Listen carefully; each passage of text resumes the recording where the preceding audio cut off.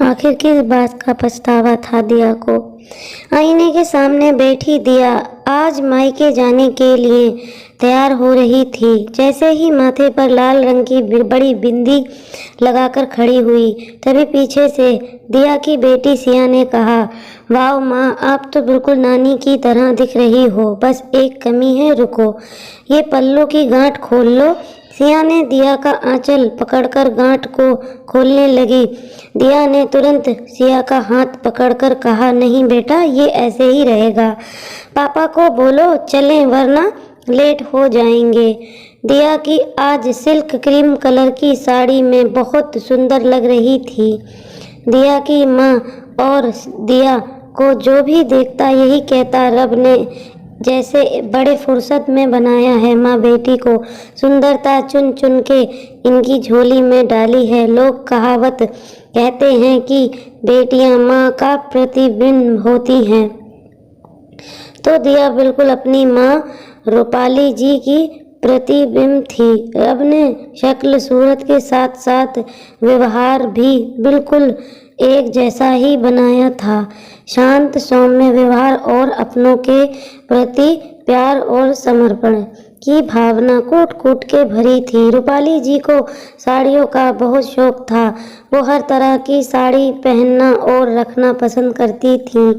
उनके कलेक्शन में बनारसी से लेकर कांजीवरम तक सभी साड़ियाँ थीं। हमेशा तैयार और फिट फाट बने रहना उन्हें बहुत अच्छा लगता था।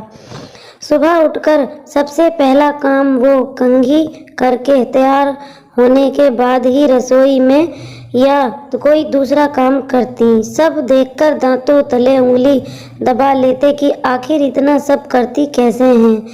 दिया कार से जैसे ही अपने मायके में उतरी, एक पल को सबकी निगाहें उस पर रुक गईं, जो दिया को देखता देखता ही रह जाता। तभी दिया की बड़ी भाभी बोली, दीदी, आप तो बिल्कुल माँ जी की तरह दिख रही हैं, लेकिन ये पल्लू का गांठ तो खोल लेती। लाइए मैं खोल देती हूँ। दिया ने अपनी भाभी का हाथ पकड़ते हुए कहा, नहीं भाभी, ये गांठ यूं ही रहने दो। ठीक है, अंदर तो चलिए। सब एक साथ घर के अंदर गए। दिया ने अंदर जाकर कहा, माँ देखो कैसी दिख रही हूँ। सब कह रहे हैं बिल्कुल आपके जैसी दिख रही हूँ। सच सच बताना कि क्या मैं आपकी तरह ही दिख रही हूँ?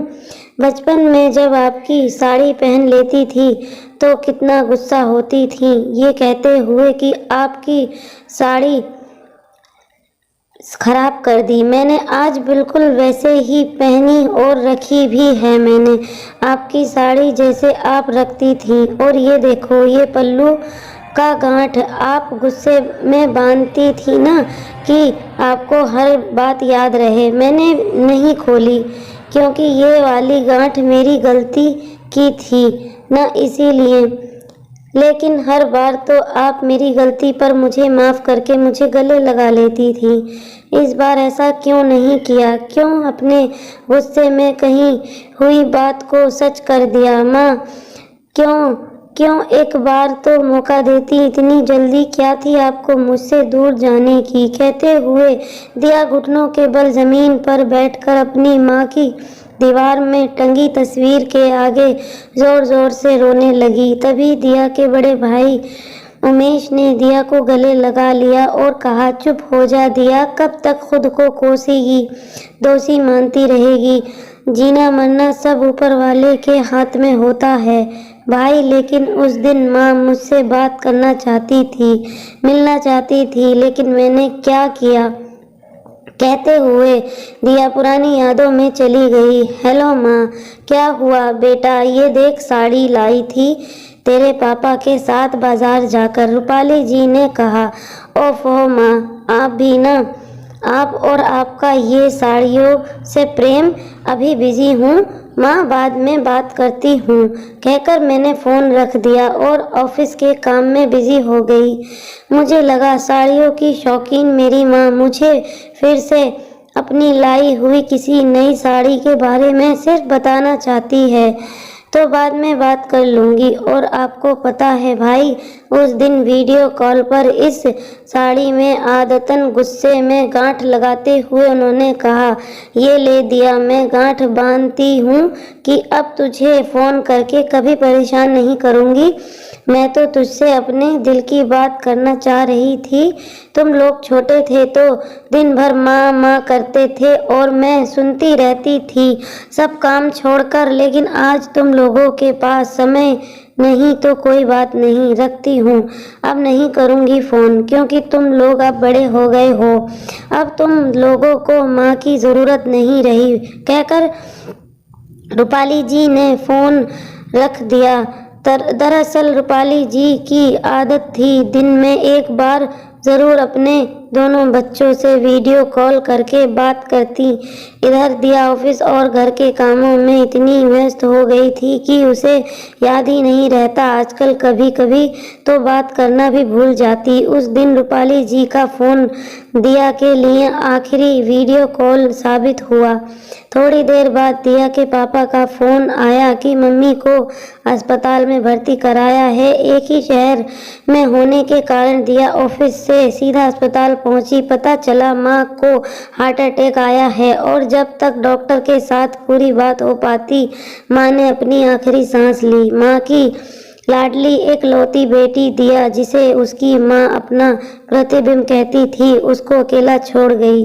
दिया बेतहाशा रोए जा रही थी, कहकर माँ उठो ना, ऐसी भी क्या नाराज़गी, कैसे रहेंगे हम सब आपके बिना, कौन करेगा हमें वीडियो कॉल माँ। लेकिन कहते हैं ना, समय बहुत निष्ठुर होता है। जब समय रहते हम इसकी कदर नहीं करते तो वो भी हमारी कदर नहीं करता। उनके ना रहने के बाद उनके सामान की बारी आई। साड़ियों का बॉक्स खोला गया, सब में एक से बढ़कर एक साड़ी, लेकिन इनको पहनने वाली और सहेज कर रखने वाली अब इस दुनिया में नहीं थी। सब रिश्तेदारों की मौजूदगी में जब दिया भाभी ने कहा, कौन पहनेगा ये साड़ियाँ, इनको दान कर देते हैं, तभी दिया जैसे होश में आई और बोल पड़ी, नहीं भाभी, ये साड़ियाँ मैं पहनूंगी, आप मुझे दे दो। एक पल के लिए दिया की भाभी को लगा कहीं जेवर भी ना मांग ले। वो आश्चर्य से देखने लगी उसकी तरफ। दिया ने कहा, भाभी मुझे सिर्फ ये साड़ियाँ ही चाहिए, जेवरात आप अपने पास ही रखो। आधुनिक सामाजिक माहौल में रूपाली जी ने बहू बेटी के रख रखाव में कोई फर्क नहीं किया था, लेकिन बेटी तो बेटी ही होती है। तभी दिया ने पिताजी ने कहा, चुप हो जा बेटा, ऐसे रोएगी तो तेरी माँ की आत्मा को शांति कैसे मिलेगी। एक माँ कभी नहीं मरती, वो हमेशा जिंदा रहती है अपने बच्चों के रूप में, उनके संस्कारों में, उनकी यादों में।